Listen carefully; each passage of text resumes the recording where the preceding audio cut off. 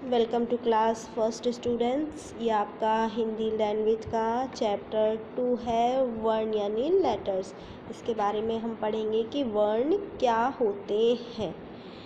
जिस मूल ध्वनि के टुकड़े न किए जा सके उसे वर्ण कहते हैं, जैसे अ, ई, उ, ए आदि। जिस मूल ध्वनि के, जो मूल ध्वनि होती है उसके और हम जिस वर्ण के हम और टुकड़े नहीं कर सकते, जिसको और भागों में हम बांट नहीं सकते, उसे हम वर्ण कहते हैं। अब लिपि। वर्ण मुख से निकलने वाली ध्वनियाँ होती हैं। वर्ण क्या होते हैं? जो हमारे मुख से ध्वनियाँ निकलती हैं उन्हें हम वर्ण कहते हैं। मुख से निकलने वाली ध्वनियाँ भाषा का मौखिक रूप होती है। जब हम मुख से बोलते हैं तो जो ध्वनियाँ निकलती हैं वह क्या होती हैं? भाषा का मौखिक रूप होती हैं। परंतु इन्हें जब हम लिखते हैं तो प्रत्येक वर्ण अथवा ध्वनि के लिए संकेत रूप बना दिए गए हैं। परंतु जब इन ध्वनियों को हम लिखेंगे तो उन्हें लिखने के लिए कुछ संकेत चिन्ह बनाए गए हैं, जैसे अ, का, प, ट आदि। तो ये क्या है? लिपि। इसे हम लिपि कहेंगे। तो लिपि की परिभाषा क्या हुई? जिन वर्णों संकेतों द्वारा कोई भाषा लिखी जाए वह उस भाषा की लिपि कहलाती है। तो जिन वर्णों या संकेतों द्वारा कोई भी भाषा लिखी जाती है उसे लिपि कहते हैं। वर्णमाला। अब पढ़ेंगे हम वर्णमाला के बारे में। भाषा वर्णों से बनती है। ये तो हम सभी जानते हैं कि भाषा किससे? वर्णों से बनती है। वर्णों को संकेतों रूप में लिखते हैं, और जो वर्ण हैं, जो वर्ण हम बोलते हैं, उनको लिखने के लिए हम संकेत चिन्हों का प्रयोग करते हैं। संकेत रूप में वर्णों का उचित क्रम वर्णमाला कहलाता है, और जो संकेत रूपी चिन्ह होते हैं उनका उचित क्रम वर्णमाला कहलाता है। स्वर, व्यंजन तथा अयोगवाह से वर्णमाला बनती है। तो स्वर, व्यंजन और अयोगवाह से मिलकर क्या बनती है? हमारी वर्णमाला। वर्णमाला तो सभी जानते हैं ना, छोटा से ज्ञ तक पूरी हमारी वर्णमाला होती है। अब हम पढ़ेंगे वर्णों के भेद। तो वर्णों के कितने? 3 भेद होते हैं, स्वर, व्यंजन और अयोगवाह। तो स्वर कौन कौन से होते हैं? अ, आ, ई, उ, ऊ, ऋषि, ए, ऐ, ओ और औ। ये हमारे स्वर हैं।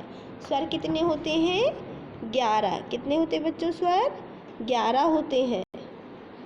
वर्ण, स्वर, व्यंजन और अयोग, इसमें हमारे स्वर कितने हो गए? 11।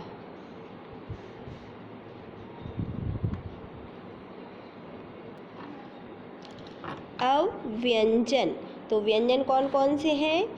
क, ख, ग, घ, ड़, च, छ, ज, झ, य, ट, ठ, ड, ढ, ण, त, थ, द, ध, न, प, फ, ब, भ, म, य, र, ल, व, श, स, ह, ड़ और ढ। ये क्या है? हमारे व्यंजन। अब हुए हमारे अयोगवाह। अयोगवाह कौन कौन से हैं? अंग और आह। ये 2 हमारे क्या हैं? अयोगवाह। स्वर। अब हम पढ़ेंगे स्वर के बारे में।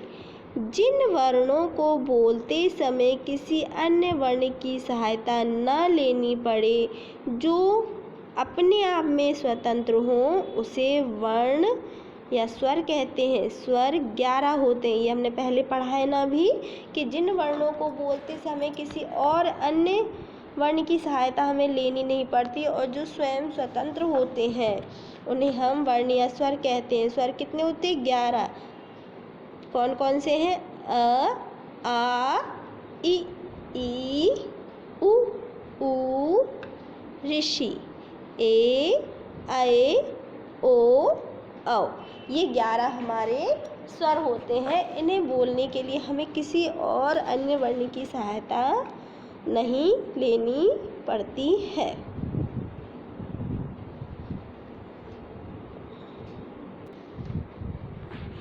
अयोगवाह। अब पढ़ेंगे हम अयोगवाह के बारे में।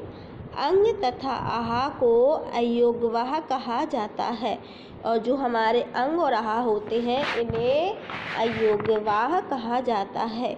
यह स्वरों तथा व्यंजनों के योग से बनते हैं तथा न ही उनका स्वतंत्र रूप में प्रयोग होता है। इनका प्रयोग सदैव वर्णों के अंत में होता है और ये जो अयोगवाह होते हैं ये इनका प्रयोग स्वतंत्र रूप में नहीं होता, ये हमेशा वर्णों के अंत में लगाए जाते हैं। जैसे अंक, तो अंक आ के ऊपर अंग है ना, अतः ता के बाद आहाक लग रहा है तो ये वर्ण के अंत में लगते हैं आदि। व्यंजन। अब पढ़ेंगे हम व्यंजन के बारे में। जो वर्ण स्वर ध्वनि की सहायता से बोले जाते हैं उन्हें व्यंजन कहते हैं। जो वर्ण स्वरों की सहायता, जिन वर्णों को बोलने में हमें स्वरों की सहायता लेनी पड़ती है उन्हें हम व्यंजन कहते हैं। हिंदी में व्यंजन इस प्रकार है। कौन कौन से? संयुक्त व्यंजन,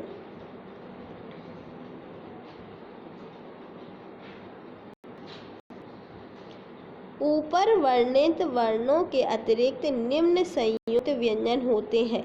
तो हमारे संयुक्त व्यंजन कौन कौन से होते हैं? श, त्र, ज्ञ और श्र। यह वर्ण दो व्यंजनों का योग होते हैं और ये जितने भी वर्ण हैं 4, ये दो व्यंजनों का योग होते हैं। कौन कौन से? जैसे का और शा को मिला दिया तो बन गया छ, इससे हमने शब्द बनाया कक्षा। ता और रा को मिला दिया तो बन गया त्र। दो वर्णों के योग से बनाना ये व्यंजनों के, तो इसका शब्द बन गया चित्र। जा और ना को मिला दिया तो बन गया ज्ञा और इसका शब्द बना ज्ञाता। शा और रा को मिला दिया तो बन गया श्र, इसका शब्द बना श्रवण। ये हमारे 4 संयुक्त व्यंजन होते हैं।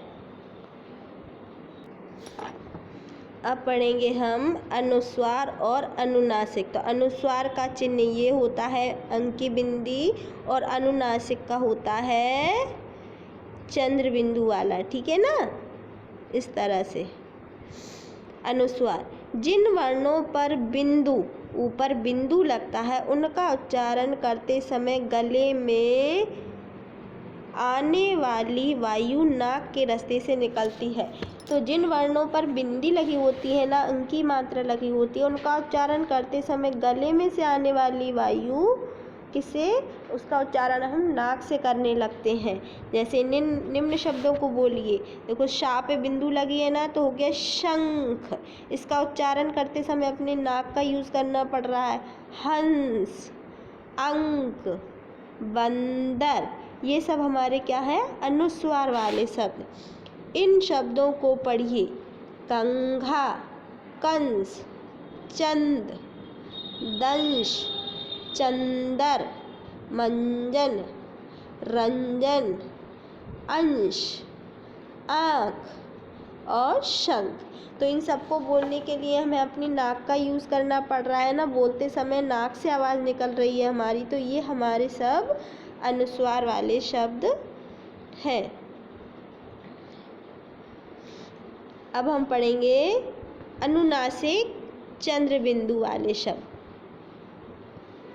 चंद्र बिंदु को अनुनासिक कहते हैं। किसको कहते हैं? ये जो चंद्र बिंदु होती है इसको अनुनासिक कहते हैं। जिन वर्णों पर चंद्र बिंदु लगा रहता है उसके उच्चारण में हवा मुंह और नाक दोनों से निकलती है। और इन वर्णों को जिस पे चंद्र बिंदु लगी होती है स्टूडेंट्स, तो उनको पढ़ने के लिए हमारी आवाज़ जो है मुंह और नाक दोनों से बाहर निकलती है। जैसे आ पे चंद्र बिंदु लगी तो इसे हम पढ़ेंगे आँख, सांझ, चांद, छाँव। तो इसे पढ़ने के लिए हमारी जो आवाज़ है वो मुंह से भी निकल रही है और नाक से भी। इन शब्दों को भी पढ़ते हैं गाँव, कंठ, खांसी, यहाँ, वहाँ। तो ये हमारे अनुनासिक वाले शब्द थे। तो बच्चों इस लेसन में हमने क्या पढ़ा?